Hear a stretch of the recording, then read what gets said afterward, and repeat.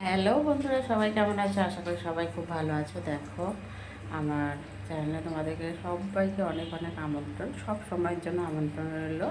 পাশে থেকো, সাথে থেকো, ঠিক আছে? আর আজকের আবার একটা ছোট্ট ভিডিও নিয়ে তোমাদের কাছে চলে এসেছি। যারা আমার ইউটিউব চ্যানেলে দেখছো তারা একটা সাবস্ক্রাইব করে পাশে থেকো, আর যারা ফেসবুকে দেখছো একটা ফলো করে সাথে থেকো। তো বন্ধুরা, পুরো ভিডিওটা কিন্তু দেখো, কেউ স্কিপ করে চলে যাবে। তো চলো কী করছি দেখে নাও। এখানে দেখো, চিংড়ি মাছগুলো আমি কেটে ভালো করে ধুয়ে পরিষ্কার করে নিয়ে না কিছু সময় একটু হলুদ, একটু নুন জলের মধ্যে ভিজিয়ে রেখেছিলাম চিংড়ি মাছগুলো। একটু ভিজিয়ে রেখে, আর আমি দেখো চিংড়ি মাছের কিন্তু কোনো কিছুই ফেলিনি, মোটামুটি মাথাটায় সুরগুলো বাদ দিয়ে, যে নোংরাগুলো ফেলে টেলে দিয়ে একদম পুরো গোটা গোটাই নিয়ে নিয়েছি। এবার চিংড়ি মাছগুলোকে আমি তুলে নেব। আর নুন জলে নুন হলুদ মিশিয়ে যে আমি ভিজিয়ে রেখেছিলাম না, সেটা হচ্ছে একটাই কারণ, যে চিংড়ি মাছের যে হালকা যে গন্ধ বেরোয়, ওই গন্ধটা বেরোবে না। আর চিংড়ি মাছটা আমি না ভেজেই রান্না করব, যার কারণে। তো এখানে দেখো, কড়াইতে আমার তেল গরম হয়ে গেছে।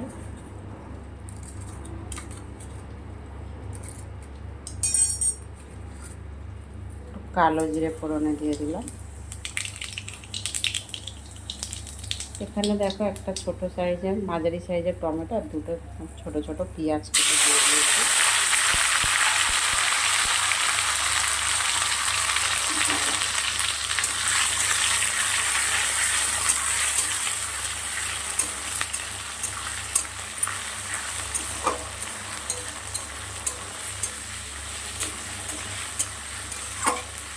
পেঁয়াজটা আর একটু ভাজা ভাজা হবে, খুব বেশি ভাজবো না।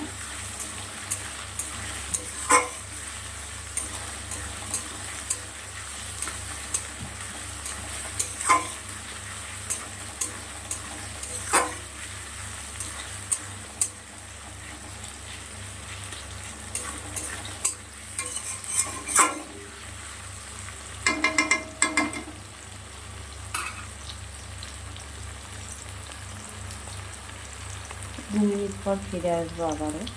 এখানে দেখো, পেঁয়াজ আর টমেটোটা প্রায় অনেকটাই ভাজা হয়ে গেছে। এবার কিছু আলু কেটে রেখেছিলাম, দুটো মাঝারি সাইজের আলু কেটে লম্বা লম্বা করে ডুমো ডুমো করে কেটে রেখেছিলাম,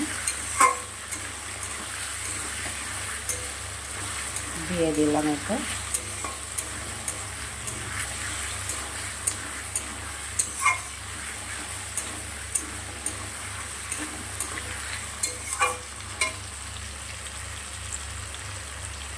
নুন দিয়ে দিচ্ছি পরিমাণ মতন।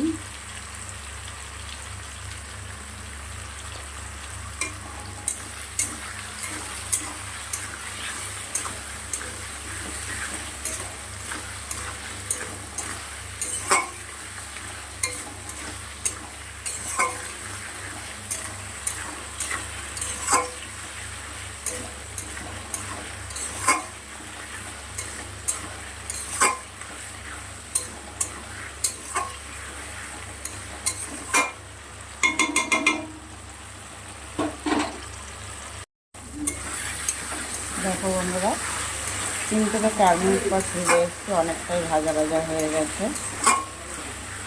আর চিংড়ি মাছ যেভাবেই রান্না করি সেভাবেই খেতে ভালো লাগে, এটা সবাই জানে। চিংড়ি মাছ এমনই একটা খাদ্য, কোনো কিছুর সাথে দিলে তার টেস্টই একটা অন্যরকম হয়ে যায়।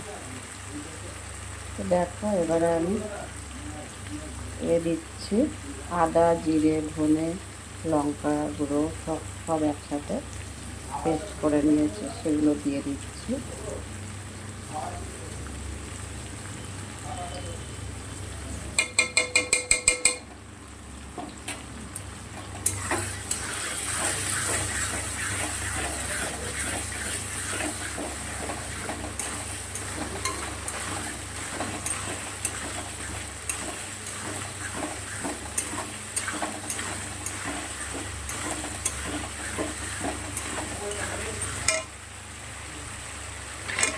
চিংড়ি মাছটা দিয়ে দিলাম।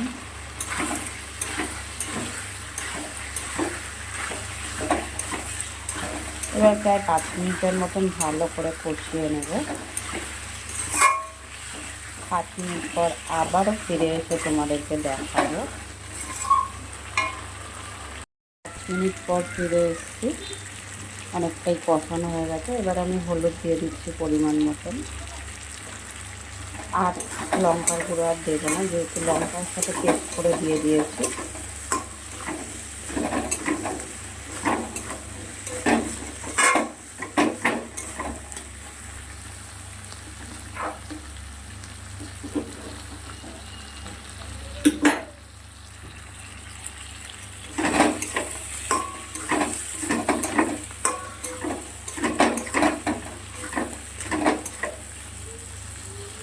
আলুটা প্রায় সিদ্ধ হয়ে গেছে।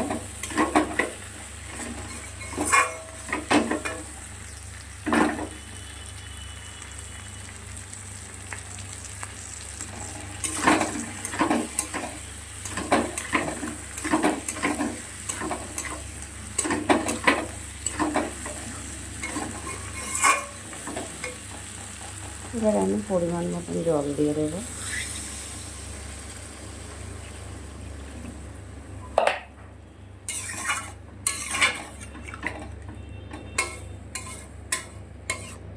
এটা কিছু সময় ফুটিয়ে নেব, ঢেকে দেব, ঢেকে ভালো করে ফুটিয়ে নেব। তরকারি আলু টালু ভালোই সিদ্ধ হয়ে গেছে।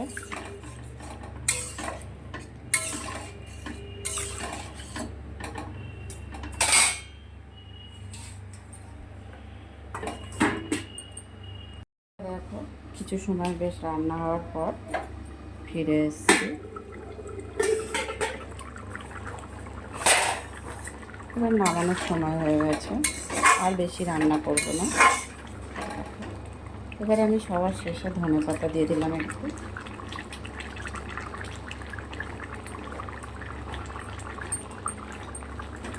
তো বন্ধুরা, কে কোথা থেকে আমার ভিডিওটা দেখছো অবশ্যই কিন্তু কমেন্ট করে জানিও, ঠিক আছে? আর ভিডিওটা বেশি বড় করছি না, এখানেই শেষ করছি। আবার পরে দেখা হবে কোনো একটা ছোট্ট ভিডিও নিয়ে। তত সময় সবাই ভালো থেকো, সুস্থ থেকো, নিজের খেয়াল রেখো। আবার পরে দেখা হবে। কেমন? ভিডিওটা ভালো লাগলে লাইক কমেন্ট শেয়ার করে দিও। টাটা।